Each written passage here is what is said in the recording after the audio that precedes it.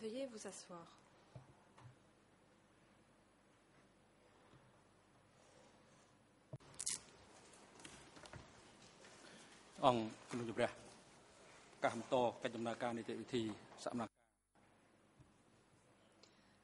L'audience est ouverte.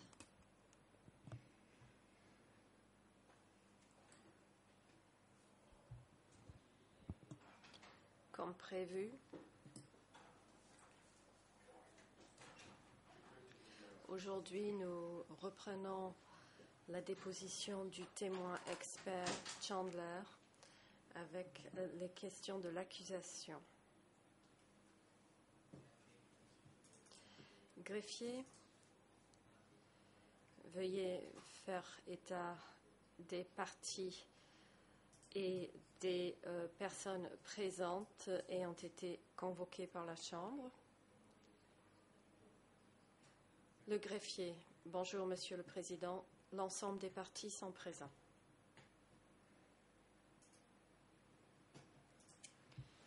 Le Président, merci. Avant de céder la parole à l'accusation qui poursuivra la déposition du témoin, la Chambre va se prononcer sur deux requêtes. Premièrement, la défense de Nunchea a demandé à verser des documents au débat. Deuxièmement, l'avocat de la défense de M. Yang Sari a demandé à ce que l'audience, la Chambre ne siège pas ce vendredi.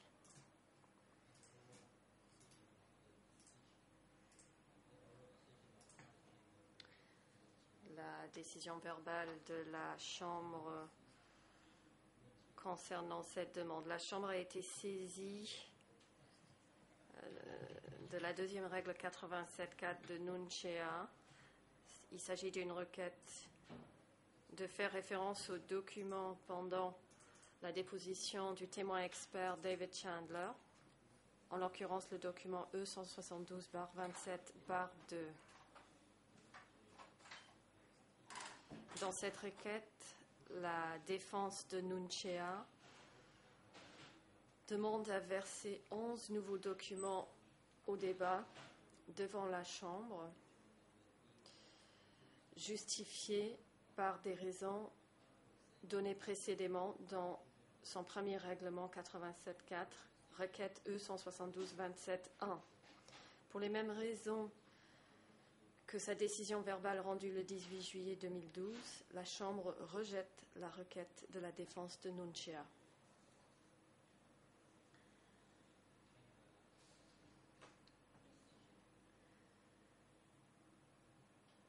Deuxième décision de la Chambre, et je cède la parole à Madame la juge Sylvia Cartwright concernant cette requête. Vous avez la parole. Merci, la juge Cartwright. Merci, Monsieur le Président.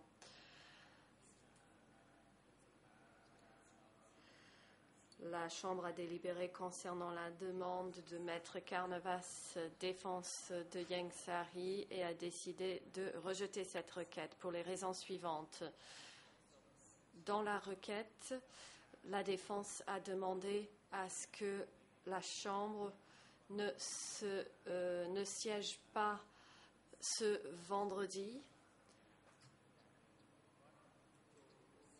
en raison d'un engagement pris par Maître Carnevas pour animer un séminaire ce vendredi 20 juillet. La raison de la décision de la Chambre est la suivante. Depuis le début de ce procès, les parties sont informées du fait que même si la Chambre essayera de ne pas siéger le vendredi, que les disponibilités doivent rester souples car il peut y avoir des semaines où la Chambre devra siéger le vendredi. Il s'agit en l'occurrence d'une telle semaine car nous avons perdu le lundi et le mardi. Dans son intervention orale hier, Maître Carnevas a fait l'analogie entre la demande de l'accusation de retarder le début des audiences de cette semaine en raison de la maladie de l'un des coprocureurs qui devait justement mener la déposition de l'expert professeur Chandler. D'après Maître Carnevas, le fait d'avoir accédé à la demande de l'accusation nous obligeait à accéder à la sienne. Il n'y a pas d'analogie claire entre les deux situations. L'accusation ne pouvait pas prévoir la maladie de l'un des membres de son équipe.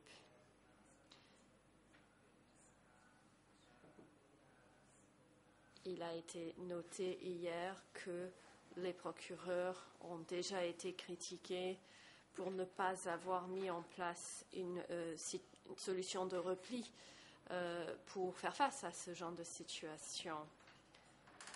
Malheureusement, il n'y a pas d'analogie claire avec la demande de Maître Carnevas. Maître Carnevas était au courant de l'engagement qu'il avait pris pour ce vendredi depuis un certain temps. Il aurait dû anticiper la possibilité que la Chambre devra siéger ce vendredi et avoir prévu une solution d'alternative. Quoi qu'il en soit, le co-avocat national est qualifié et expérimenté et pourra représenter Ieng Sary à l'audience demain. Enfin, la Chambre tient compte de l'absence de Maître Carnevas de demain et s'assurera que l'équipe de Ieng Sary pourra interroger le témoin seulement à partir de lundi prochain. Voici donc la décision de la Chambre. Merci, Monsieur le Président. Le Président. Maître, quel est le sujet de votre demande? Veuillez nous informer du sujet de votre intervention. La défense de Nunchia a d'abord la parole. La défense de Nunchia, Maître Iannucci.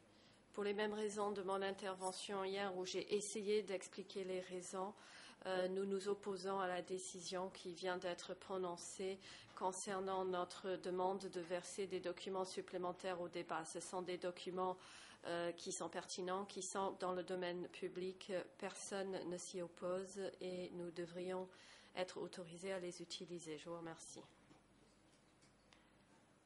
Le Président. Madame la juge Cartwright. La juge Cartwright. Merci, Monsieur le Président. Je tiens à préciser que la défense de Nunchia, comme toutes les équipes de défense, a le droit de faire appel à toute décision. La Chambre ne voit pas de besoin d'exprimer une objection simplement pour la transcription. Vous avez de toute manière le droit de faire appel, que ce soit contre des décisions prises pendant les audiences ou à la fin du procès. Il n'y a nul besoin d'exprimer vos objections pendant l'audience. Maître Iannucci, dans la pratique de mon pays, nous exprimons nos objections pour la transcription. Je vais continuer à le faire. C'est utile pour le public également. Le juge Cartwright, nous n'avons pas besoin de vos objections. C'est peut-être la pratique dans votre pays, ce n'est pas la pratique ici. Nous allons présumer qu'à chaque fois que la Chambre rendra une décision qui ne vous convient pas, que vous allez envisager de faire appel. La Chambre ne s'attend pas à entendre vos objections à l'avenir. Le Président. Maître Carnevas, vous avez la parole. Maître Carnevas. Bonjour, mesdames et messieurs les juges. Bonjour à tous. Trois éléments. Premièrement, la présence de M. Ieng Sary et sa santé. Deuxièmement, une communication ex parte entre le procureur et M. Chandler une fois qu'il a quitté le banc des témoins. Troisièmement, Nous souhaiterions savoir quels sont les documents que M. Chandler a étudiés cette nuit. Et il a prêté serment et il aurait dû être préparé. Il avait reçu une demande, le priant de noter tous les documents qu'il utilisait pour préparer sa déposition. D'après ce que nous avons entendu hier, il a écarté cette instruction reçue du tribunal. Donc, premier sujet, la santé de M. Yengsari. M. Yengsari me dit qu'il ne peut pas rester assis ici pour de longues périodes de temps, surtout le matin, non seulement à cause de son dos, mais également parce qu'il doit utiliser les toilettes toutes les 5 ou 10 minutes et c'est épuisant. J'ai essayé de rencontrer le médecin pour avoir son avis médical. C'est choquant, c'est peut-être la pratique courante au Cambodge, mais je ne connais pas cette pratique dans d'autres pays. Le médecin n'est pas prêt à nous expliquer à nous de quoi souffre M. Yengsari. Il m'a indiqué qu'il fera suivre son rapport à la Chambre. Et donc, je ne peux que me baser sur ce que me dit mon client. Pour cette raison, nous soumettons une demande au médecin pour qu'il précise la raison médicale qui exclut la présence de M. Yengsari. M. Sari a suivi le déroulement des audiences depuis la cellule de détention. Il nous donne également des instructions. Mais nous pensons que le besoin de se lever et d'aller aux toilettes toutes les 5 minutes, ainsi que ces douleurs lombaires, l'empêchent de participer de manière effective à sa défense. Deuxièmement, concernant la communication ex parte, j'ai observé une communication entre le procureur et M. Chandler. Il semblerait que cette conversation ait été initiée par M. Chandler. Je n'étais pas au courant au début, de ses débuts, mais j'ai observé cette conversation et j'ai d'ailleurs crié à haute voix que ce genre de communication est interdite. Je pense qu'un témoin qui a prêté serment ne doit pas avoir la moindre communication avec le procureur. Monsieur Chandler est fils d'avocat. Il n'est peut-être pas au courant, mais les juristes dans la salle savent qu'une fois qu'un témoin est au banc des témoins, il ne doit y avoir aucune communication. Le procureur m'a dit que c'était une conversation concernant des questions de calendrier. Cela ne m'intéresse pas. La réponse qu'on aurait dû donner à M. Chandler, c'était de dire « M. Chandler, je ne suis pas autorisé à vous parler. Si vous avez des questions de calendrier, vous devez vous adresser à la personne compétente. » Je pense que nous avons besoin de consignes de la Chambre. C'était peut-être un oubli. Mais pour moi, ces sujets sont extrêmement sérieux et je pense que nous devons tous les prendre au sérieux. Ce n'est pas une partie, c'est un témoin expert qui a prêté serment et qui consulte des documents au fur et à mesure.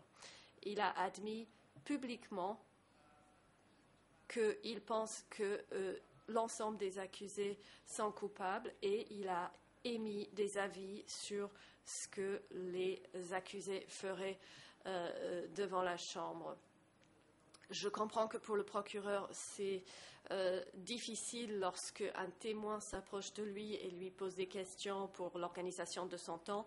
Malgré cela, il faut des consignes.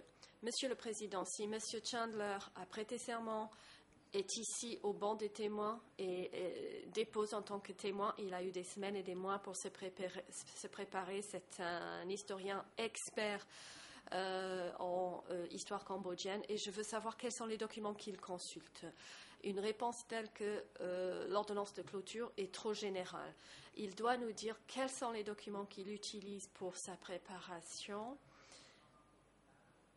et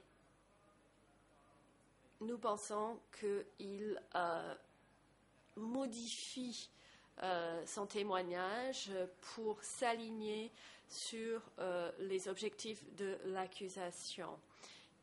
Il a déjà émis des opinions publiquement.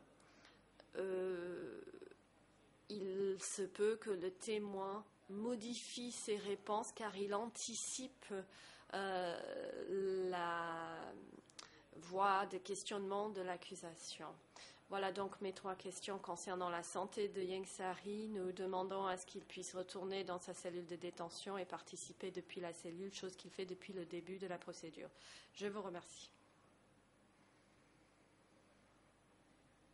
Le Président. Maître Carnevas, veuillez nous dire s'il s'agit d'une requête.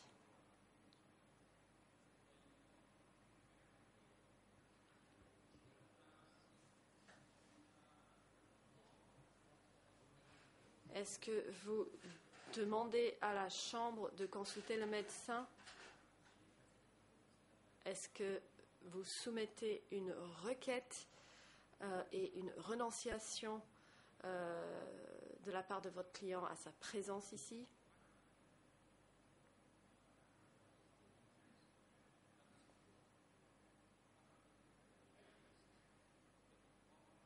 Et pour quelle raison soumettez-vous cette demande?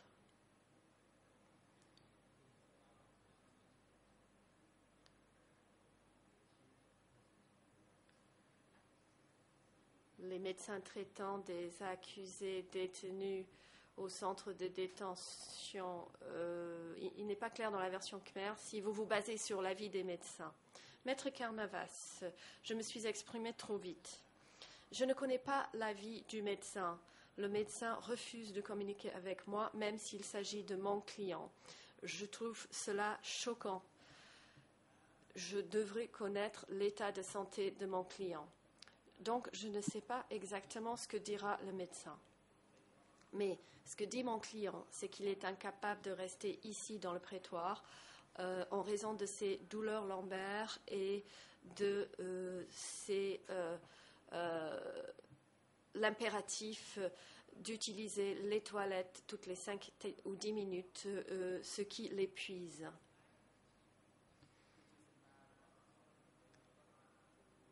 Donc ma requête est une requête qu'il soit autorisé à participer depuis la cellule temporaire. Nous l'avons fait par le passé et présenté les rénonciations. Monsieur le Président, vous avez demandé à ce qu'il soit présent aujourd'hui. Il est présent et il est incapable de participer à sa défense.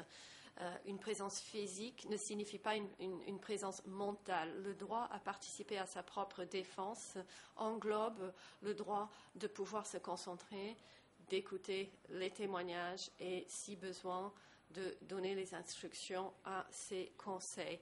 Nous avons des communications avec M. Ieng Sary pendant les pauses. Sur la base de ce que nous dit notre client et non pas ce que nous dit le médecin, parce que le médecin qui est assis ici a refusé même de reconnaître ma présence lorsque je lui parlais.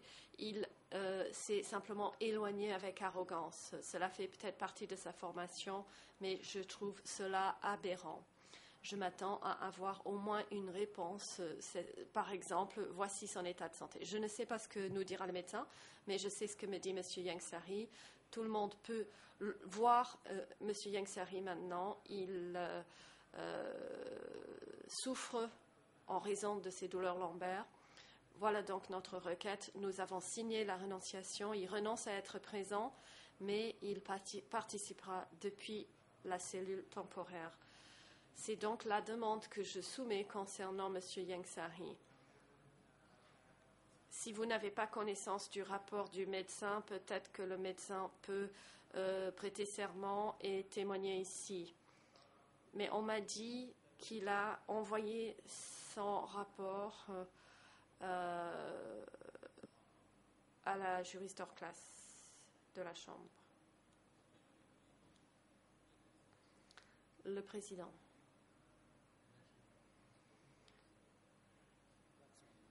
Le co-avocat national des parties civiles. Bonjour, Monsieur le Président. Mesdames et Messieurs les juges, je voudrais exprimer un bref commentaire concernant les propos de Maître Carnavas, notamment en ce qui concerne l'absence de réponse de la part du médecin. Cela ne me paraît pas étrange qu'un médecin traitant refuse de répondre à une personne qui ne soit pas juge. Quoi qu'il en soit,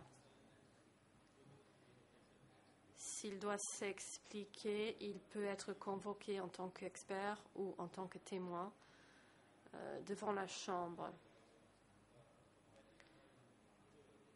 Les témoins et les experts ne sont pas obligés de communiquer leurs avis aux parties en dehors du prétoire. Ce n'est que lorsque la personne est convoquée devant la Chambre en tant que témoin ou en tant qu'expert que les parties peuvent interroger cette personne. C'est exactement ce qui s'applique à la question de communication entre l'accusation et M. Chandler. La défense de Nunchia. Monsieur le Président, la défense de Nunchia. La défense de Nunchia. Merci, Monsieur le Président. Je ne veux pas compliquer les discussions. Je voudrais intervenir concernant le troisième point soulevé par Maître Carnavas. Souhaitez-vous que je le soulève maintenant ou souhaitez-vous laisser le temps à l'accusation de répondre aux autres sujets soulevés?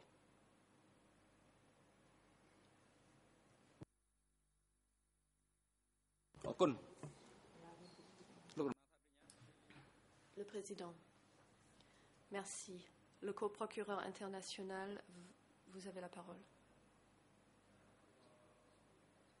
Souhaitez-vous prendre la parole pour répondre aux observations de l'avocat de la défense? Le coprocureur international, merci, Monsieur le Président. Bonjour, Mesdames et Messieurs les juges. À titre préliminaire,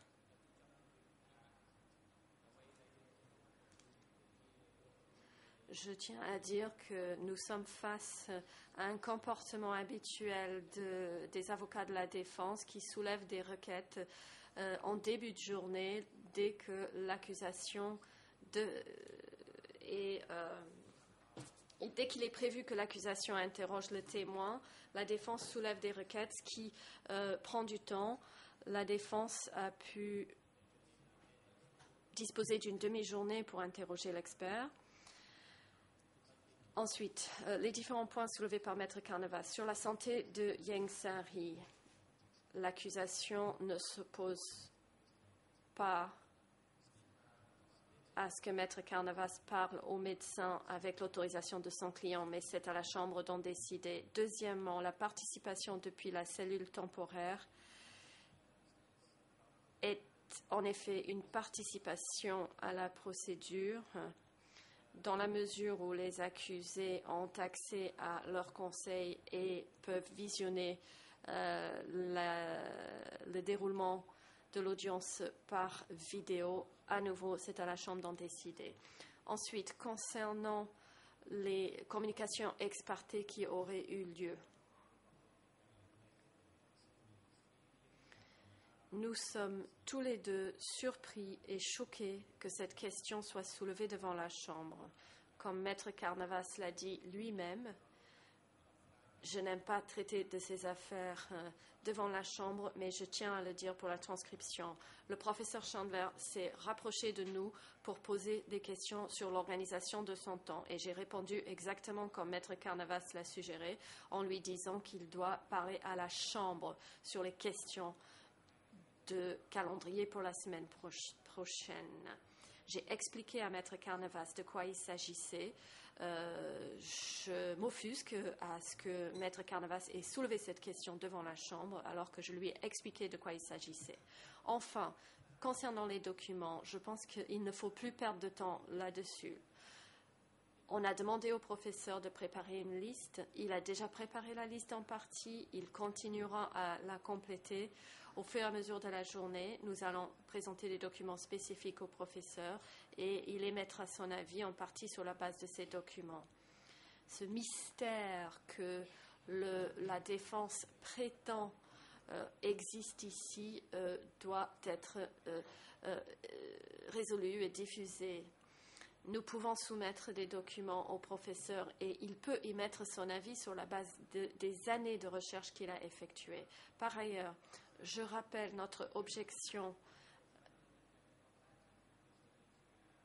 concernant le fait que l'avocat de Yangsari a cherché hier et aujourd'hui à intimider le témoin. Hier, ils ont dit avoir l'intention de mettre le professeur Chandler sous le feu des questionnements. Aujourd'hui, Maître Carnevas nous parle d'un parti pris. Pour nous, il s'agit d'une tentative d'intimidation du témoin, de lui donner un aperçu des attaques qu'il devra subir. Ceci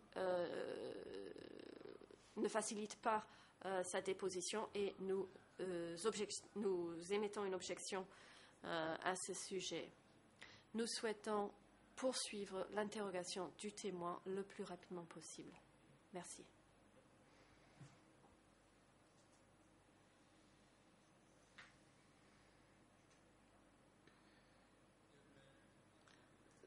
Le président. Vous n'avez pas le droit.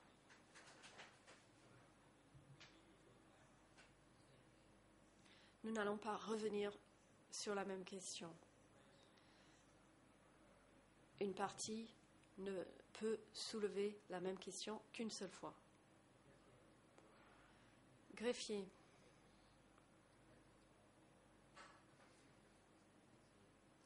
Est-ce que nous avons le rapport du médecin de la CETC concernant l'état de santé de Yangsari? Le président, vous n'avez pas le droit de prendre la parole. Nous allons régler une autre question. Le greffier. Monsieur le président, le médecin a examiné l'accusé, mais il n'y a pas encore de rapport concernant cet examen médical. Le président, afin de trancher cette question, le médecin est prié de s'approcher du banc des témoins et de s'approcher de l'expert. Le président, l'avocat international de M. Nunchia, souhaitez-vous soulever une autre question ou avez-vous l'intention de parler concernant le même sujet? Dans ce cas-là, vous n'êtes pas autorisé à parler puisque l'ensemble des trois parties sont intervenues sur ce sujet. Est-ce qu'il s'agit de la même question ou d'une autre question? Vous n'avez pas le droit d'intervenir concernant cette même question. La Chambre a entendu les différentes argumentations.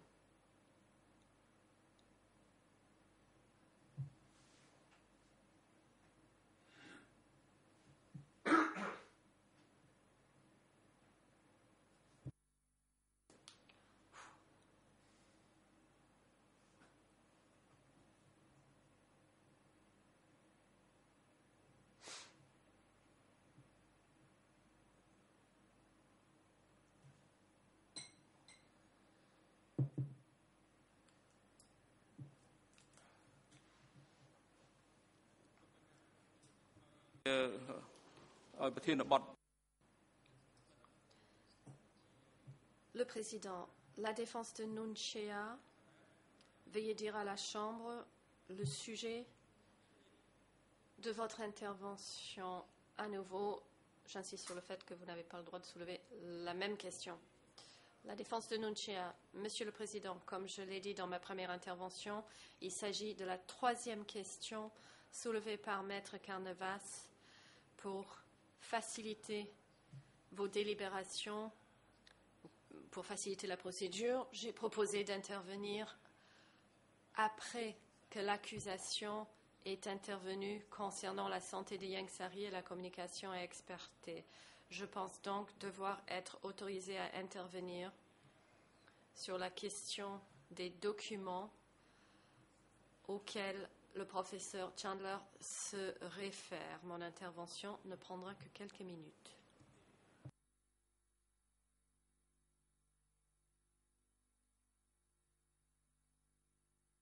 បាទអរគុណអង្គជំរះនឹងអនុញ្ញាត Le président. Oui, vous aurez la possibilité de prendre la parole sur ce sujet tout à l'heure. Mais nous allons maintenant entendre le médecin sur l'état de santé de Ieng Sary. Docteur, le médecin.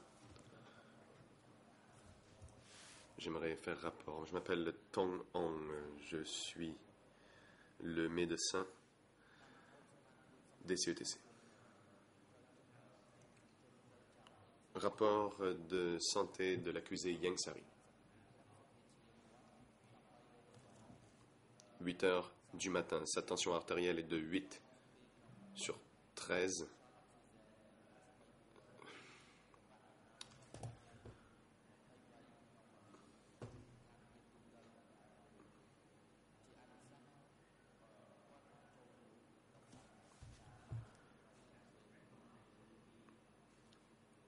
Ma recommandation est qu'il peut participer à l'audience pendant 1 heure ou 2 par jour. បាទមានអ្វីចង់សួរលោកចាំលើកដែរទេលោកត្រីជាក្រុមភាគីផ្សេងទៀតមានអ្វី Le président. Les juges ont-ils des questions à poser aux médecins? Ou les parties ont-elles des choses à dire au médecin à propos de son rapport? Maître Carnavas. Oui, moi, j'ai quelque chose à dire, mais je vois que le juge Lavergne discute avec les autres juges.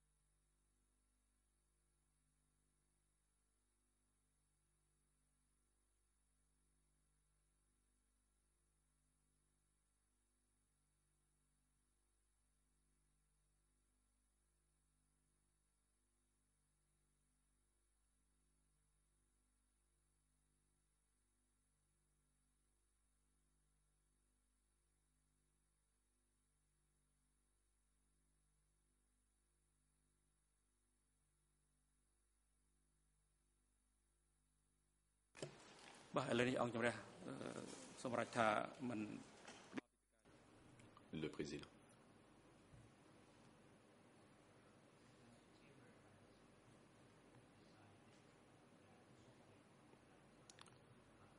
La Chambre décide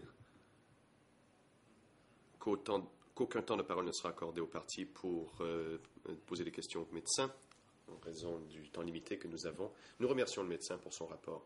Monsieur le médecin, selon vos recommandations, Ieng Sary peut participer à l'audience pendant 1 heure ou 2.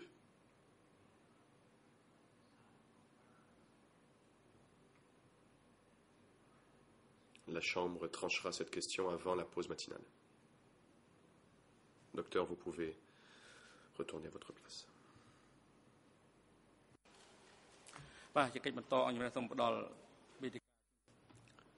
Le président.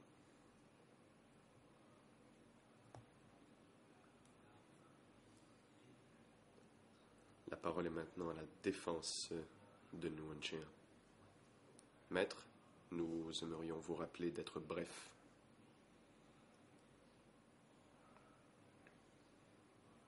Nous avons déjà passé beaucoup de temps ce matin à parler de ces questions. Maître parle. Merci, Monsieur le Président, je serai bref. J'essaierai de parler lentement quand même, afin d'aider les interprètes.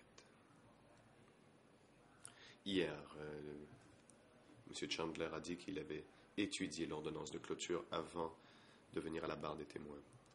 Et nous voulons dire clairement, nous n'avons pas de problème avec cela en soi. Mais comme l'a dit M. Chandler, l'ordonnance de clôture, ou la lecture de l'ordonnance de clôture, lui a mené à changer d'avis sur certaines questions. Nous voulons noter que l'ordonnance de clôture n'est rien d'autre que les conclusions du bureau des co-juges d'instruction. Il s'agit d'un document qui est un acte d'accusation et donc de nature à être à charge. Il faut que nous sachions, toutes les parties doivent savoir, s'il a eu accès aux documents appuyant l'ordonnance de clôture. Et lesquels a-t-il eu accès et auxquels il n'a pas eu accès.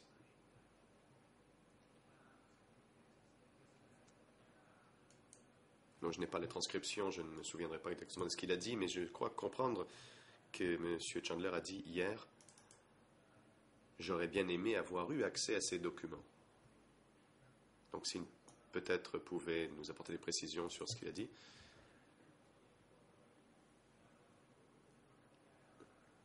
Il est donc évident qu'il y avait de nouveaux documents dans l'ordonnance de clôture et nous aimerions savoir en quoi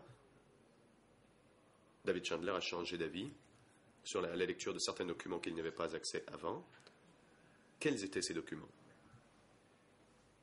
Et pour être bien clair, j'aimerais ajouter qu'il est évident que M. Chandler n'avait pas accès à tous les documents sous-jacents à l'ordonnance de clôture, tout simplement car ce sont des documents de nature confidentielle et qui ont été préparés par les juges d'instruction dans le cadre de l'instruction.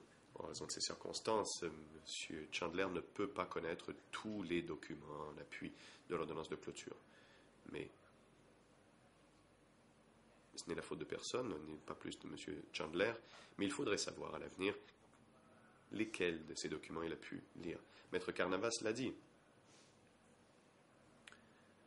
La déposition de M. Chandler est venue un peu entachée, si l'on veut, par cette lecture de l'ordonnance de clôture. Nous ne jetons la pierre à personne, mais c'est la nature humaine. Toutefois, il faut vérifier sur quoi le professeur fonde ses connaissances et les renseignements qu'il nous donne aujourd'hui. Bon, il sera trop tard aujourd'hui pour que M. Chandler nous donne ces informations, mais nous y reviendrons lors de notre interrogatoire de l'expert. Si la Chambre pouvait rejoindre l'expert en guise d'avertissement peut-être, que nous y reviendrons, de sorte à ce que l'expert puisse se préparer à cela. Voilà.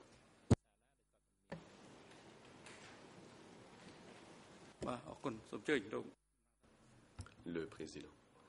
Merci, maître. Je laisse maintenant la parole au procureur. Le procureur. Merci, monsieur le président. Mon confrère a posé une question et y a répondu. Les documents en annexe de l'ordonnance de clôture sont des documents classés confidentiels. Il est donc peu probable que l'expert, M. Chandler, y ait eu accès. Je suis surpris d'ailleurs que l'on revienne sur ce point, car je croyais que nous ayons trouvé une procédure. Nous allons montrer au professeur des documents et nous lui demanderons les conclusions qu'il a tirées. Et nous lui demanderons aussi en quoi ces conclusions auraient pu être modifiées par l'ordonnance de clôture et de nous le signaler le cas échéant.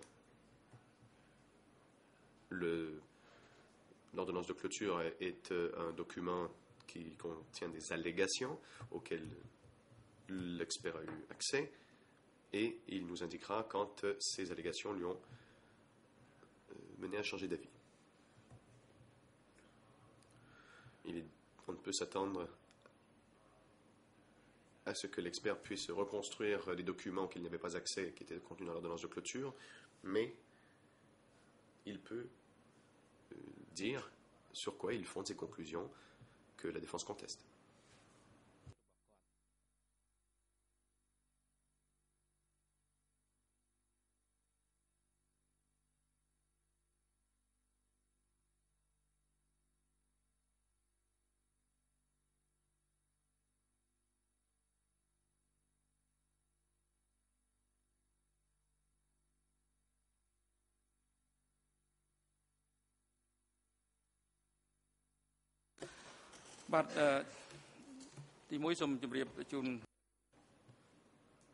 Le président.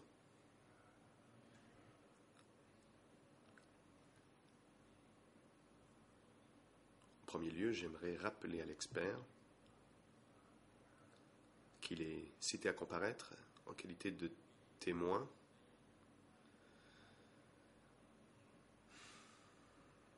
Nous vous rappelons donc que vous ne pouvez communiquer avec les parties.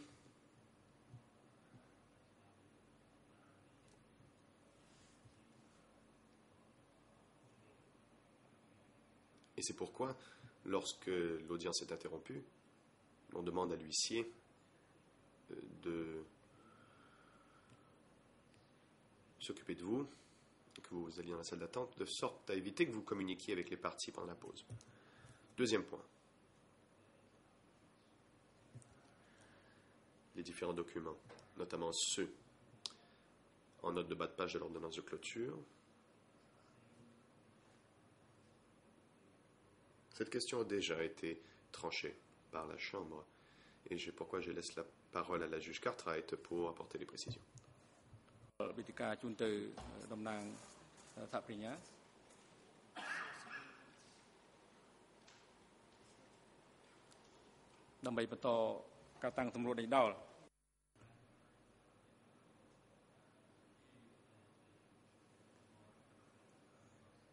Je laisse maintenant la parole à l'accusation pour la suite de l'interrogatoire de l'expert. Et peut-être pouvez-vous aussi expliquer comment les parties civiles et l'accusation se répartissent le temps de parole pour les 2 jours et demi qui vous ont été confiés. Le procureur. Merci, Monsieur le Président. Sur ce dernier point,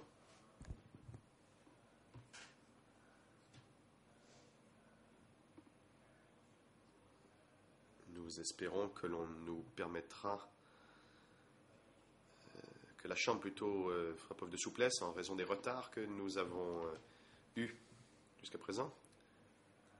Si nous pouvons utiliser les 2 jours et demi, parmi ces 2 jours et demi, nous prendrons presque 2 jours et nous laisserons le solde à la partie civile. Et je vous assure que nous essaierons de procéder le plus rapidement possible et nous ne parlerons que des questions les plus importantes. Je prévois donc que l'accusation utilisera 2 jours, peut-être un peu moins, et le reste à la partie civile. Souhaitez-vous que je poursuive? Le Président. Merci, Monsieur le procureur. La parole est à la partie civile. Oui, Monsieur le Président, une fois de plus, je vais regretter que la partie civile ne puisse profiter que du temps que pourrait lui laisser le procureur. Je considère qu'il est normal que les procureurs disposent du temps qu'ils estiment nécessaire pour poser leurs questions. Et je crois qu'une autre partie, comme la partie civile, doit pouvoir aussi profiter du temps nécessaire dont elle estime devoir bénéficier. Nous avons besoin de 5 heures. Nous avons indiqué à Madame Suzanne Lambe que nous avions besoin de ces 5 heures. Et nous avons ici des confrères qui ont préparé ce sujet très sérieusement, qui viennent de l'étranger pour poser leurs questions. Il n'est pas concevable que la partie civile ne puisse pas, dans un temps raisonnable, bien sûr, comme d'habitude d'ailleurs, poser les questions qu'elle estime nécessaires. Donc je souhaiterais que nous puissions bénéficier de ces 5 heures. Je vous en remercie.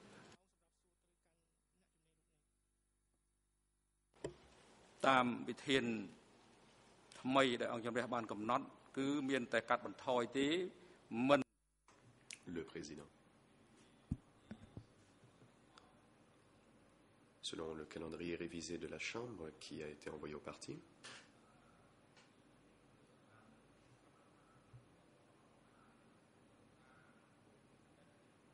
nous préférons écourter le temps de comparution de cet expert. Il n'y a pas de possibilité d'ajouter du temps de parole. C'est pourquoi nous demandons à l'accusation et à la partie civile de discuter entre elles la façon de se répartir le temps de parole qui leur a été donné. L'accusation a la charge de la preuve.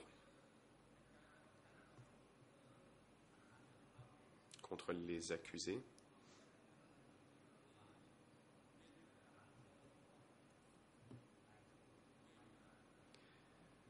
et les parties présenteront leurs arguments et il n'y aura pas donc de délai supplémentaire.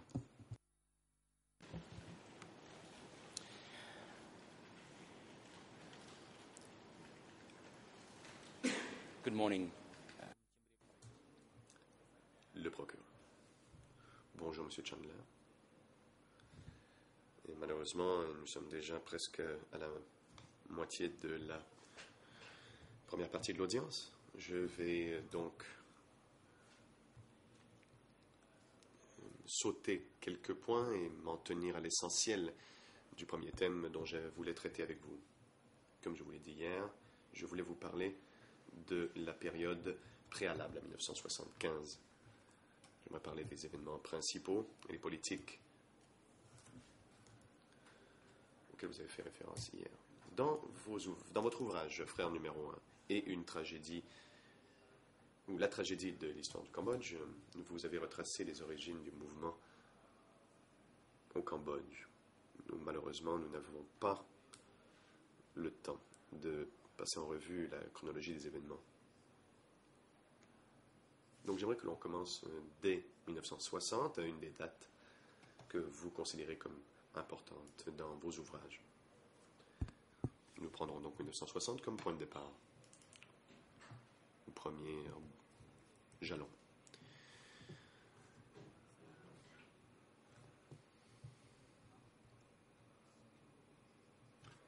Je vais demander à mes adjoints de vous remettre des copies papier des extraits et peut-être pouvons-nous éviter de les afficher à l'écran dans l'intérêt du temps. Monsieur le Président, donc, nous aimerions procéder de cette façon, remettre des copies papier au président, à l'expert, ça reprend l'interprète. Le président. Oui, allez-y.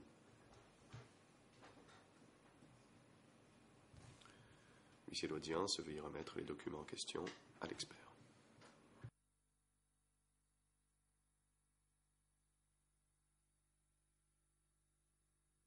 Thank you, Mr. President.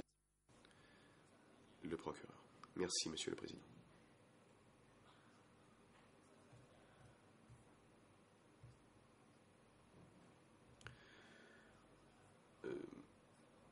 Monsieur Chandler, vous remarquerez que votre micro s'allume après. Et la raison pour cela, c'est qu'en fait, les services techniques attendent que l'interprétation est terminée avant d'allumer votre micro. Donc, veuillez, s'il vous plaît, attendre que votre micro soit allumé pour répondre. Donc, dans la tragédie de l'histoire du Cambodge, chapitre 3, le document est E3/14. Cet ouvrage n'est disponible qu'en anglais. 00 19 39 7.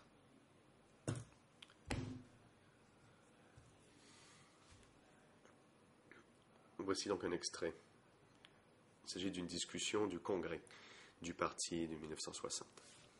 Vous dites, le Congrès a reçu l'attention de beaucoup d'universitaires. Les détails sont toujours incertains, mais il y a 3 faits. Tout d'abord, Salot Sar a été nommé au rang numéro 3 dans ce congrès du nouveau comité central en dessous de Toussaint et de Nguyen Chinh. Deuxième fait, le Parti révolutionnaire de Populaire Khmer s'est appelé Parti des travailleurs, sous le Parti des travailleurs. Et nous savons aussi que Samyak Mim, par contumace, a obtenu une place sur le comité central. Et Ieng Sary et Koy Toon étaient les deux seuls intellectuels, à part Salazar, qui ont siégé au comité. This passage is in the same book over the page.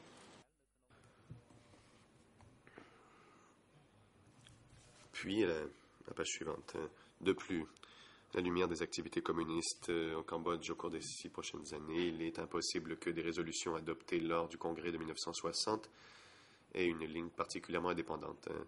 Néanmoins, avec le recul, on peut voir qu'il y a eu division en factions. Le vainqueur éventuel était la faction de Pol Pot. Une autre, liée au Parti communiste vietnamien, était personnifiée par Sao Pim. Professeur, pouvez-vous nous parler de vos constatations et de vos conclusions quant à l'importance de ce congrès et des différentes nominations au comité et des changements apportés au nom du parti? Pouvez-vous nous expliquer cela bien rapidement?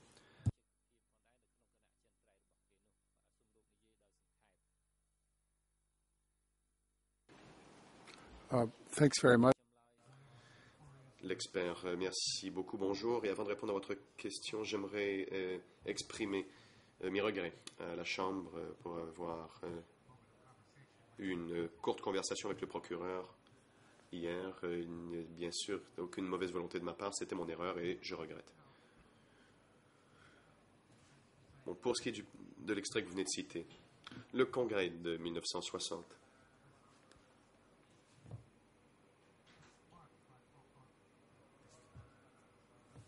a été marqué par Pol Pot, on peut le voir dans ses écritures, comme étant la date officielle du début du Parti communiste du Cambodge.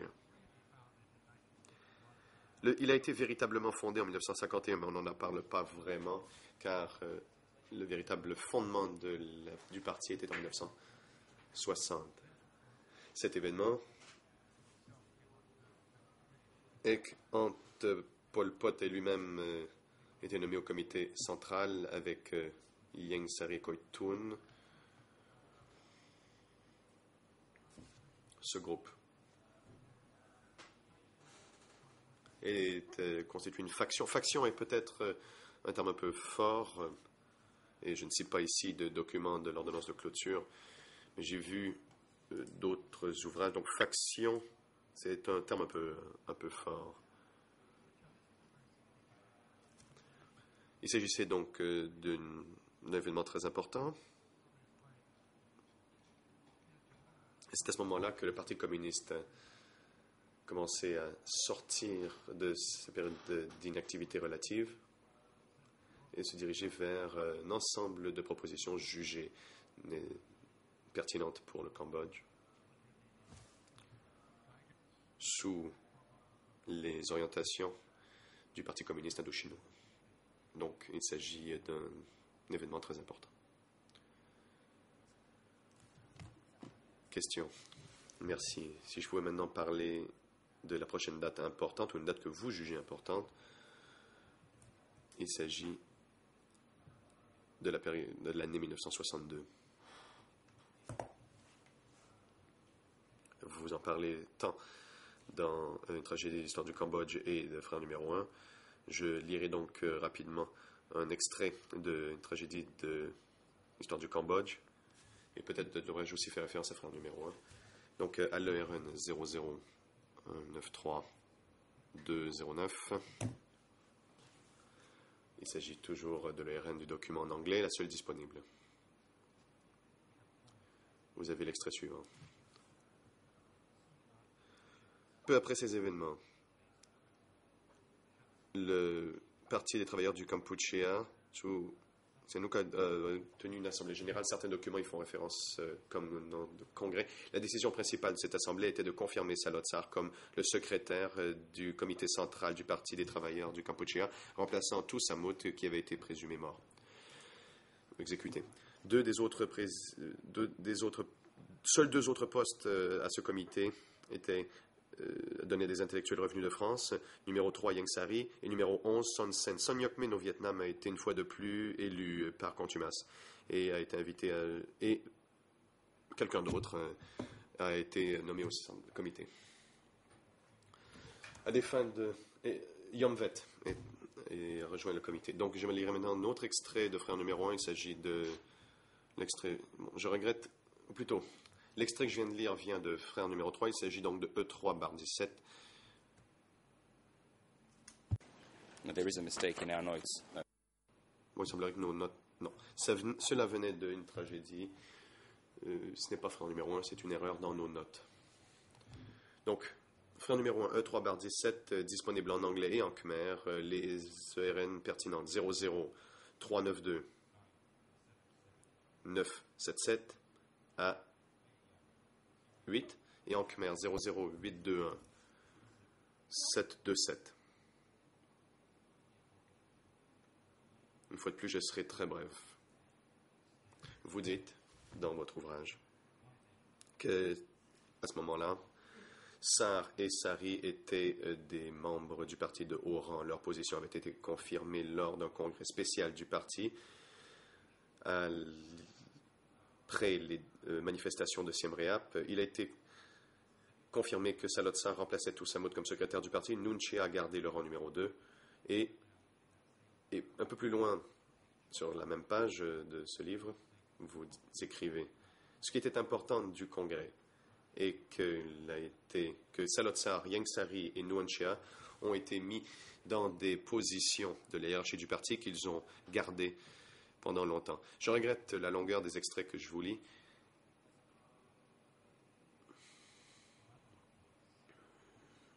Si vous pouviez nous donner plus de détails sur l'importance de ce congrès de 1962 après la disparition de Tou Samut, et si vous pouviez décrire comme étant des postes de Pol Pot, Yang Sari et Nuon Chea dans la hiérarchie du parti, postes qu'ils garderont pendant longtemps. Réponse. Certains. Je ne crois pas qu'il y a beaucoup à dire. Ce groupe de dirigeants du parti, il y avait au début certaines ambiguïtés à savoir si Yang Sari ou Son Sen occupaient le rang numéro 3, mais ce n'est pas important. Son Sen, lui aussi, faisait partie de ce groupe de dirigeants. Et donc, l'on commençait à se diriger vers une consolidation de leur rang. Certains universités ont parlé d'une espèce de coup de la part des intellectuels français, mais il est important de noter que Nuon Chea n'a jamais été en France et qu'il était le numéro 2 pendant très longtemps. Et que lui ne suivait pas les tendances des intellectuels français. Donc, cela porte à confusion de suggérer qu'il s'agissait d'une espèce de coup d'une faction française ou de ceux qui ont étudié en France. Mais il est important que ces 4 personnes, y compris Son Sen, ont par la suite formé un noyau dirigeant qui s'est maintenu plus tard, une fois qu'ils sont venus au pouvoir.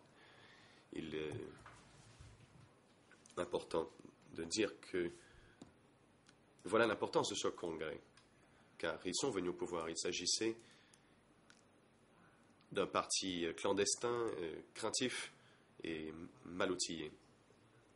Ce n'est important qu'avec le recul de ce qui s'est passé plus tard. C'est important dans l'histoire du parti, mais son importance de ce congrès de 62 n'est importante que plus tard. Car ces personnes, en fait, espéraient prendre le pouvoir. Et c'est la raison pour laquelle ils étaient en train de former leur parti. Et cela leur a pris un certain temps avant d'obtenir la victoire. Et c'était les optimistes, en fait, qui étaient entourés de gens qui n'avaient aucune attente que le pouvoir serait le leur un jour. Le procureur. Merci, Monsieur Chandler, pour ces brèves réponses. Nous allons maintenant accélérer à quelques années plus tard, dans l'intérêt du temps qui nous avait été accordé. Et faisons une petite pause à 1966 et 1967. Une fois de plus, vous parlez de ces dates dans Frère numéro 1, dans une tragédie de l'histoire du Cambodge. Les chapitres 5 de ces ouvrages sont pertinents en la matière. Il y a plusieurs extraits importants, donc, mais comme nous manquons de temps, je me concentrerai sur 2 extraits courts de Frère numéro 1. Vous les retrouvez à l'ERN en anglais 00 392 988 et en khmer 00 821 739. Monsieur Chandler, je cite, vous écrivez. J'ajouterai que vous parlez ici d'une séance d'études de 1966 qui, vous dites, s'est tenue au nouveau quartier général au Ratanakiri. Vous écrivez, je cite, l'escalade de la guerre au Vietnam, les incursions janviennes ont rendu les séances d'études de 1966 étant un point tournant dans l'histoire du Parti communiste du Cambodge, car cela a persuadé Salotsar que les tactiques du parti devaient être modifiées. Et la page suivante, vous écrivez, Sarr et les autres ont pris 2 décisions tactiques importantes lors de cette séance d'études de 1966. Tout d'abord, ils ont changé le nom du parti, Parti travailliste révolutionnaire au Parti communiste du Cambodge, et ont envoyé le personnel essentiel dans le nord-est du Cambodge, dans la province du Ratanakiri.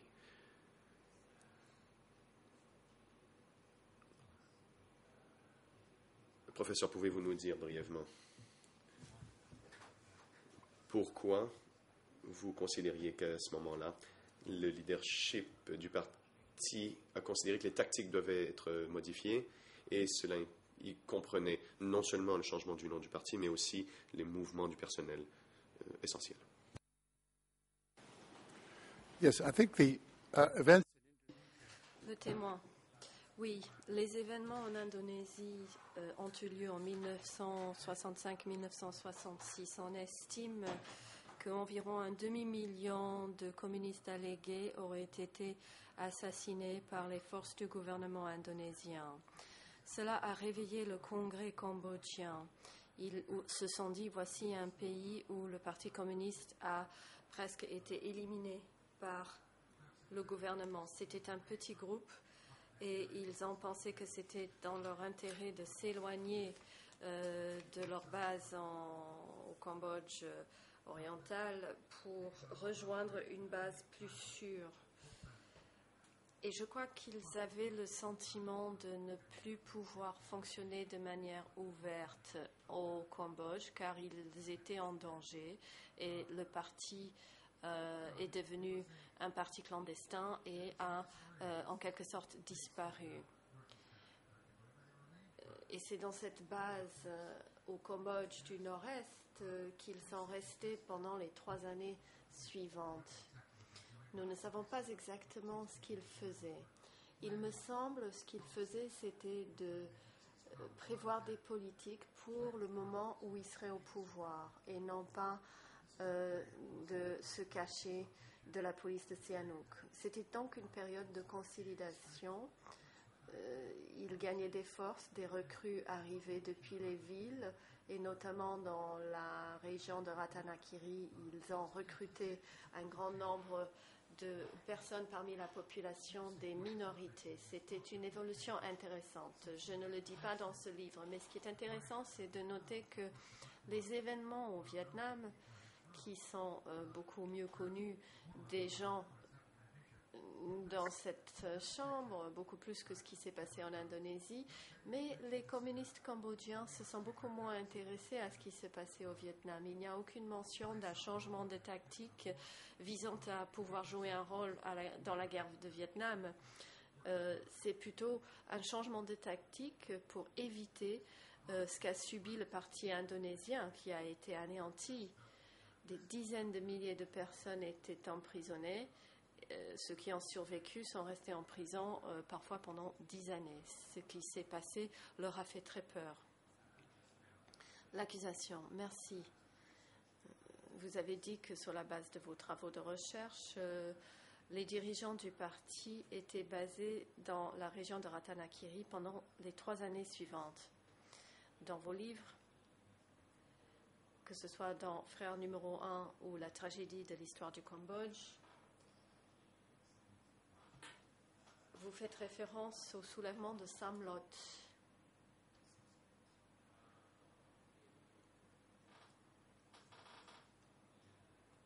Suivi des hostilités au mois de janvier 1968, qui sont ensuite décrits comme représentant la naissance de l'armée révolutionnaire.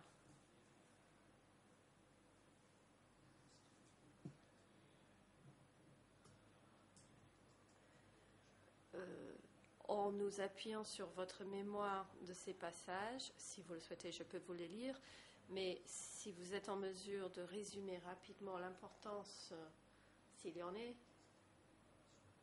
de l'émergence d'une lutte armée pendant cette période entre 1965 et 70, ensuite je passerai à la période après 70.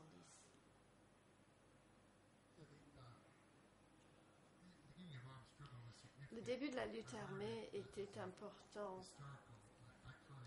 Tout d'abord, car il s'agissait d'un événement historique iconique dans l'histoire du parti. Ce n'était pas grand-chose, c'était des attaques contre un poste de police.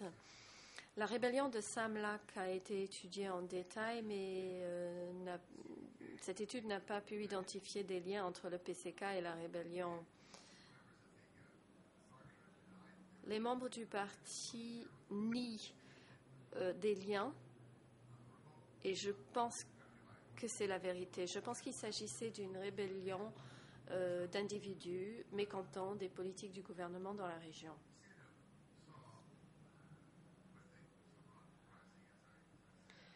Avec le soulèvement de Samlot, comme je le dis dans l'ouvrage, Sihanouk a vu que pour la première fois, les Cambodgiens, sans inspiration visible de l'étranger,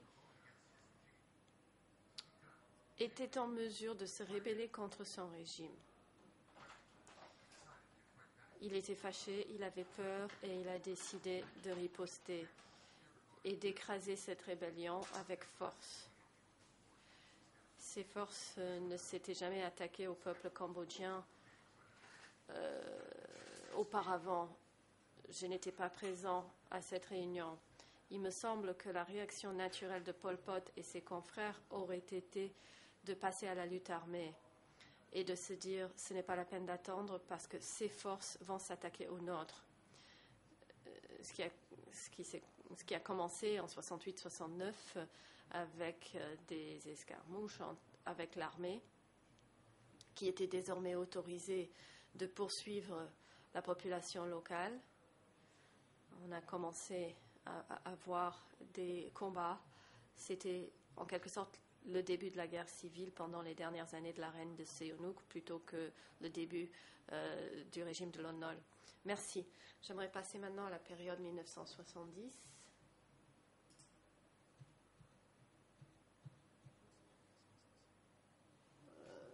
Vous parlez de cela dans vos 2 livres, La tragédie de l'histoire du Cambodge, le chapitre 7, et le frère numéro 1, surtout dans son chapitre 5.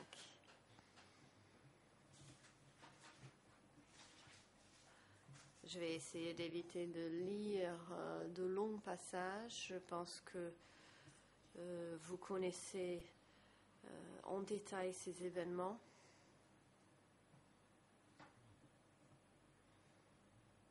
Dans frère numéro 1, à l'ERN en anglais 00392-998 et suivant, et en Khmer 00821-751.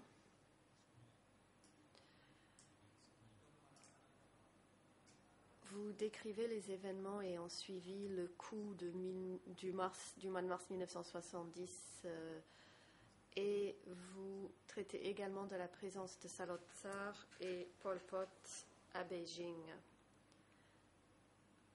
ainsi que des négociations, ou plutôt des communications ayant eu lieu et ayant conduit à une diffusion en date du 23 mars par Norodom Sihanouk.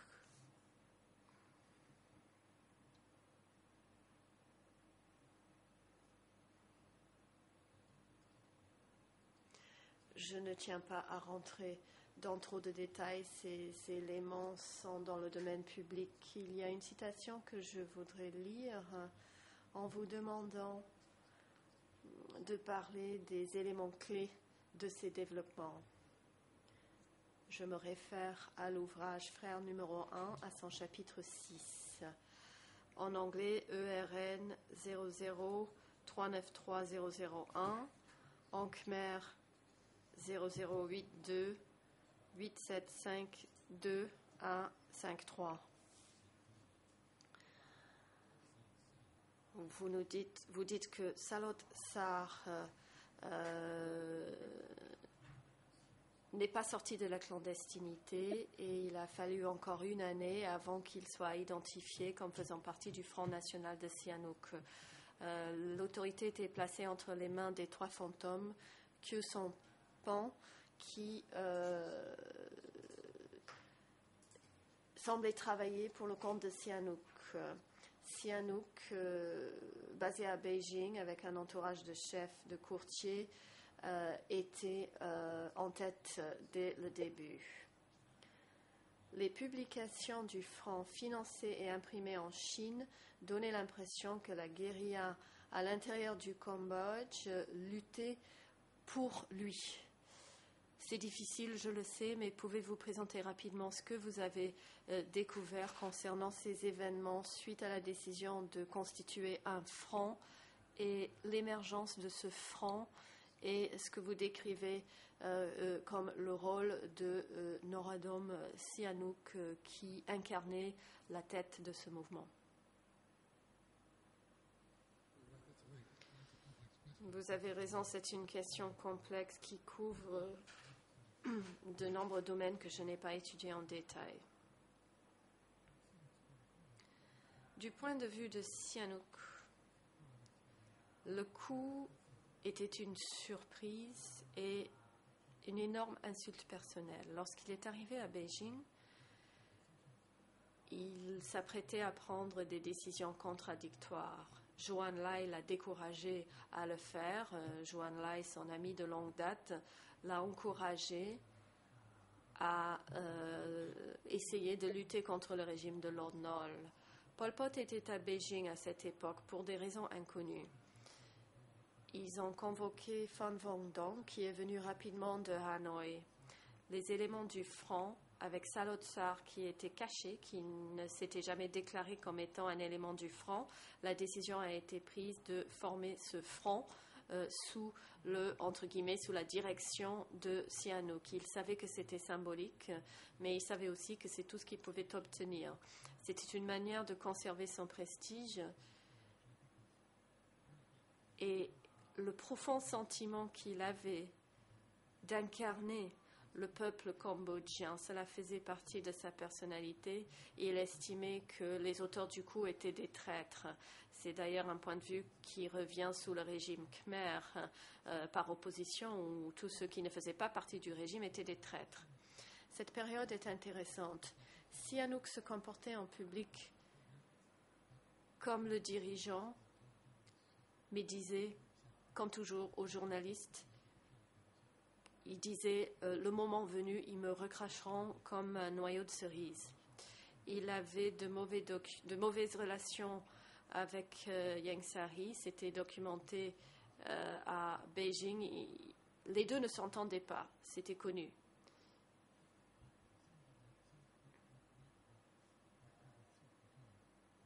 Il y avait quelque chose qui le dérangeait dans ce virage radical. Le front, Je pense que les dirigeants du parti à l'intérieur du Cambodge ne trouvaient pas beaucoup de sens au front. Il s'agissait simplement de s'assurer que ces 3 fantômes qui agissaient de front ne s'éloignaient pas des politiques du parti. Et de se dire que ces 3 personnes travaillaient pour le PCK et non pas pour leur propre politique. Le président.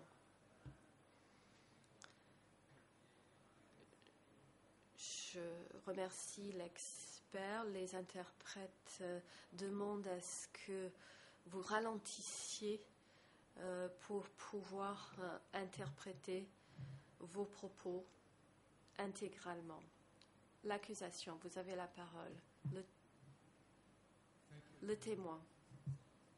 Merci, Monsieur le Président. C'est le seul ordre que ma femme m'a donné avant de venir ici, c'est de parler lentement. Excusez-moi. L'accusation.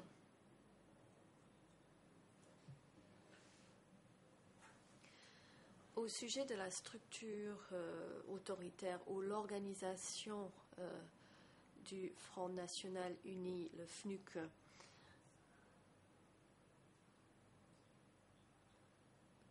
vous avez dit que Norodom Sihanouk était le chef symbolique, mais que Saloth Sar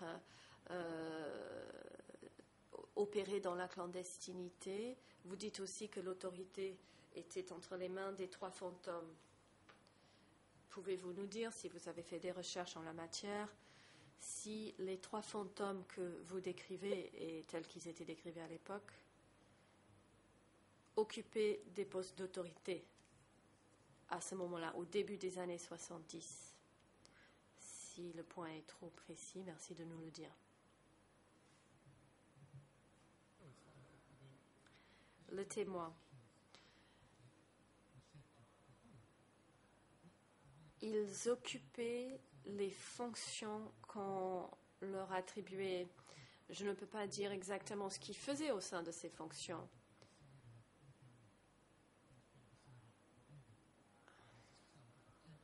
À mon avis, ce n'était pas un organe indépendant. Ils ne dévançaient pas les décisions. Effectivement, on leur a attribué des fonctions et ils ont réellement occupé ces fonctions. Quant à savoir ce qu'ils avaient le pouvoir de faire, il n'y a pas d'informations à ce sujet. Merci. Je passe à 1971.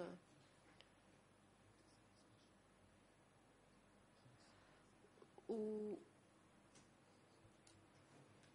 nous abordons la politique telle que vous l'avez étudiée dans les documents du parti.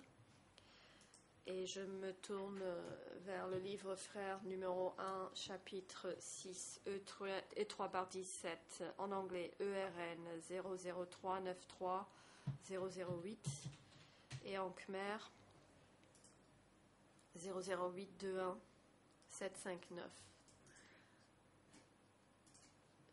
En français, donc, en anglais, pardon, les 3 derniers chiffres 008. Il y a un passage où vous dites, je cite, après 1971, les documents du parti insistaient davantage sur l'analyse de classe de la société cambodgienne. Ils insistaient sur le fait que les cadres doivent être tirés des origines des paysans pauvres, de la classe moyenne inférieure et des classes ouvrières. Du fin fond des zones rurales, extraits de la terre comme des diamants. On s'appuyait sur ces catégories qui garantiraient la disparition des éléments féodaux et capitalistes. Pouvez-vous nous parler des documents qui abordent cette question de classe ?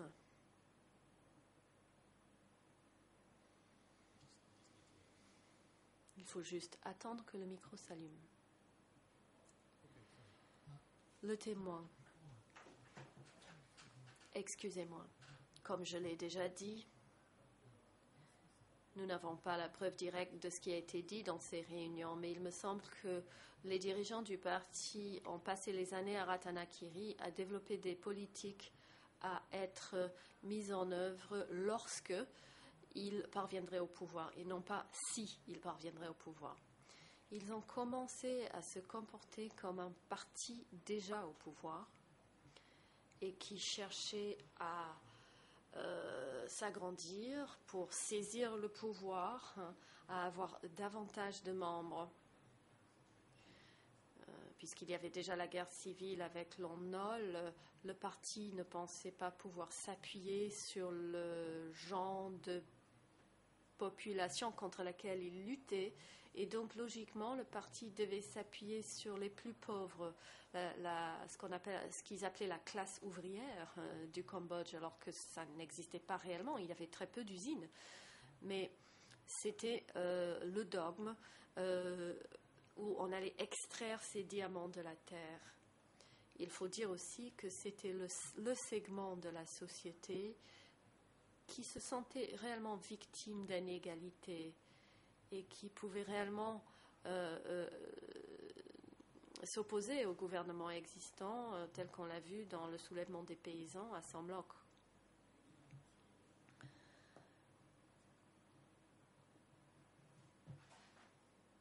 À Somlot, pardon, l'interprète corrige.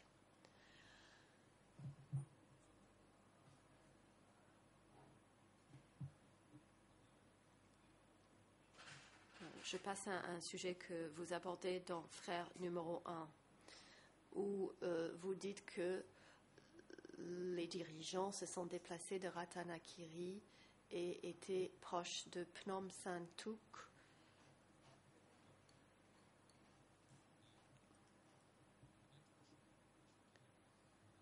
Près de la frontière entre Kratie et Kampong Thom. À l'ERN en anglais 003-93005 et en khmer 00821-756.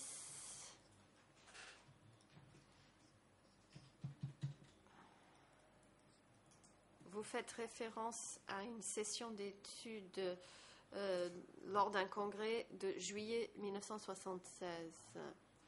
Je cite, en juillet 1971, une, entre guillemets, session de l'université du parti pour l'ensemble du pays a convoqué une soixantaine de cadres du siège du parti dans la forêt de la zone du Nord. Salotsar a présidé cette réunion qui a élu un comité central élargi et a déclaré que le Parti communiste cambodgien est entré dans une nouvelle phase de son histoire, c'est-à-dire une révolution nationale démocratique pour renverser le féodalisme et l'impérialisme. Par la suite, je cite, sans mentionner le Vietnam, le texte note que la révolution doit être, entre guillemets, appropriée pour notre pays. Fin de guillemets, et que les dirigeants du parti, qui ne sont pas nommés, devraient commander, entre guillemets, tous les aspects de la révolution. Fin de citation. Vous faites référence à une revue du parti dans la deuxième citation. J'aimerais savoir quelle est l'importance, s'il y en est. Ou tout d'abord, pourriez-vous nous dire quel est le sens du concept d'une révolution démocratique nationale pour renverser le féodalisme et l'impérialisme, d'après votre compréhension sur la base de vos travaux de recherche, et est-ce que ceci était important pendant cette période? Le témoin, oui, les dirigeants du parti au mois de juillet 1971 savaient déjà deux choses. Les Vietnamiens du Nord et les forces du FNL avaient déjà porté des coups à l'armée de l'ONOL. Ils avaient le soutien des forces locales des Khmers rouges qui étaient formées et armées par le Vietnam. En quelque sorte, je crois qu'ils apercevaient une victoire lointaine. Et l'ayant entreaperçu, ils annoncent que la révolution est arrivée à une nouvelle phase. Une révolution démocratique nationale pour renverser le féodalisme et l'impérialisme. C'est un document auquel Norodom Sihanouk n'avait pas accès, mais Sihanouk était quelqu'un de très sensible, il était à l'écoute et je pense qu'il a peut-être senti que le régime devenait que le parti devenait trop confiant. Le mot féodalisme est un nom de code pour Sihanouk. Le mot impérialisme est un nom de code pour désigner les États-Unis. Donc on voit qu'il s'agit d'une guerre contre l'ancienne société et contre les États-Unis d'Amérique. Je pense que cette réunion était tout à fait décisive.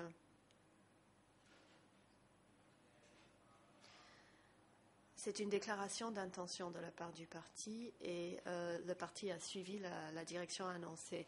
L'accusation, merci. Nous reviendrons sur la question de la lutte avec les groupes que vous venez de mentionner.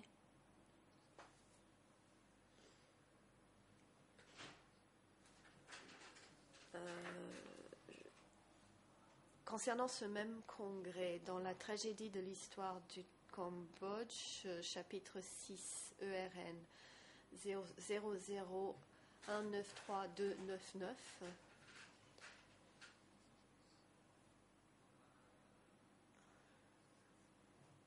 vous abordez d'autres décisions émanant de ce même congrès. Je vais les résumer plutôt que de lire l'extrait. Vous dites que l'une des décisions importantes, c'était d'envoyer Ieng Sary à Beijing. Une autre décision était la célébration de l'anniversaire du 30 septembre, comme étant l'anniversaire du Congrès de 1960. Je m'intéresse tout particulièrement à une déclaration à laquelle vous faites référence concernant cette date anniversaire.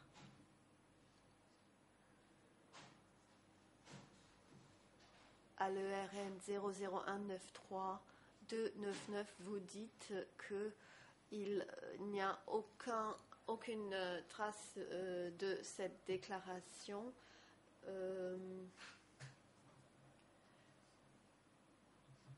Mais que la date choisie pour la déclaration des intellectuels patriotiques, donc du 30 septembre, la date n'était pas fortuite. Plusieurs membres du nouveau comité, y compris Salotsar, Sansen et Khieu Samphan, ont signé la déclaration. Corrigez-moi si je me trompe, mais vous semblez indiquer que parmi les membres du nouveau comité, on comptait Salotsar, Sansen et Khieu Samphan. Est-ce que ceci rafraîchit votre mémoire concernant le fait que Khieu Samphan aurait été membre du comité central, question qui a été posée hier? Si cela ne vous rafraîchit pas la mémoire, si vous n'êtes pas sûr et s'il s'agit de spéculation, merci de le dire. Le président. Monsieur l'expert, veuillez attendre. Nous allons d'abord entendre l'objection de la défense. Maître Carnavas, vous avez la parole. Maître Carnavas, je pense que la formulation de la question en fait une question orientée. Si on va lire un passage, il suffit de le lire et de lui demander une explication au lieu du procureur qui donne d'abord son interprétation du sens du passage, c'est-à-dire d'orienter le témoin vers attirer une conclusion qui convient à l'accusation. C'est une question orientée et il faut s'abstenir d'utiliser ce genre de technique. Je les connais, l'accusation les connaît. On peut demander au témoin ce qu'il en pense. Je comprends qu'on a voulu rafraîchir la mémoire du témoin. Mais pour des raisons techniques, je suis contre ce genre de questionnement. L'accusation, Monsieur le Président, je pense que la question était correctement formulée. J'ai été très prudent, j'ai demandé au professeur de me corriger si je me trompe, mais pour gagner du temps, je peux demander au professeur de nous en dire plus sur ce passage, écarter ma question et de nous parler justement de ces membres du comité en 1971.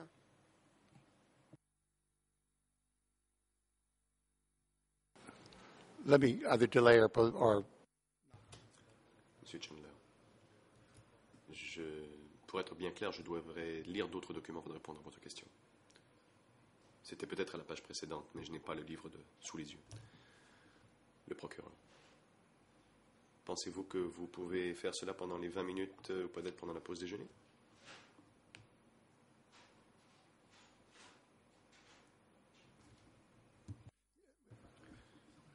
Réponse. Si quelqu'un a une copie intégrale de mon ouvrage, en effet, je peux le faire pendant la pause matinale. J'aimerais simplement lire ce que j'ai écrit sur les 2 pages à propos de ce comité. Le procureur. Monsieur le Président, avec votre permission, j'ai un exemplaire de l'ouvrage avec moi et nous pouvons la remettre à l'expert si la Chambre le permet. Sinon, nous pouvons prendre la pause maintenant ou poursuivre. C'est à vous de décider.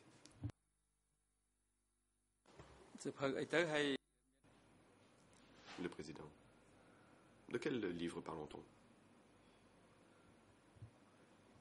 Ce livre figure-t-il sur la liste des documents que vous avez demandé à être versés au débat?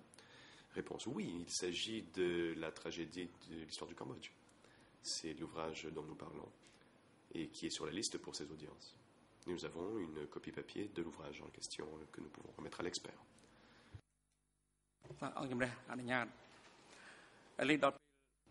Le Président. Allez-y. Et le moment est venu de prendre la pause.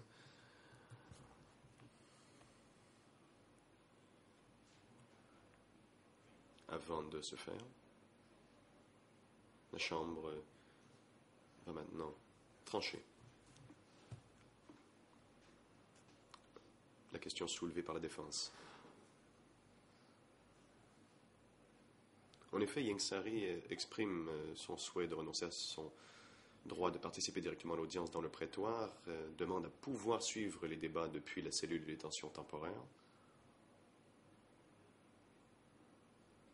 en raison de la dégradation de sa concentration et aussi ses douleurs au dos.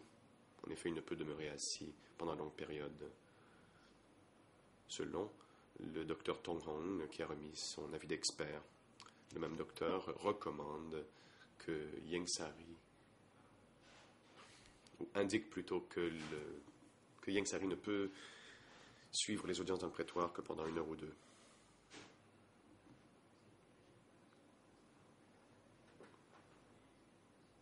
Tenant compte de ces observations et de nos observations de l'état de santé de Ieng Sary, la Chambre est d'avis qu'il n'a pas à demeurer au prétoire. Ieng Sary suivra donc les débats depuis la cellule de détention temporaire du tribunal, munie d'équipements audiovisuels.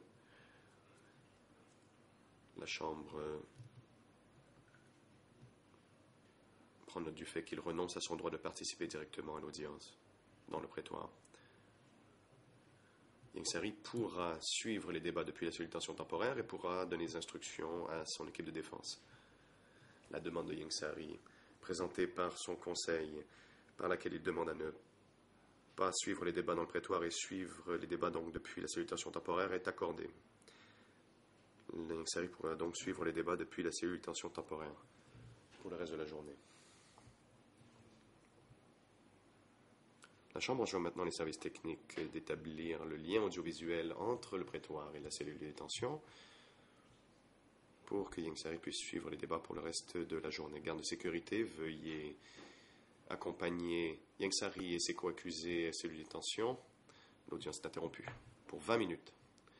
Nous reprendrons les débats à 10h55.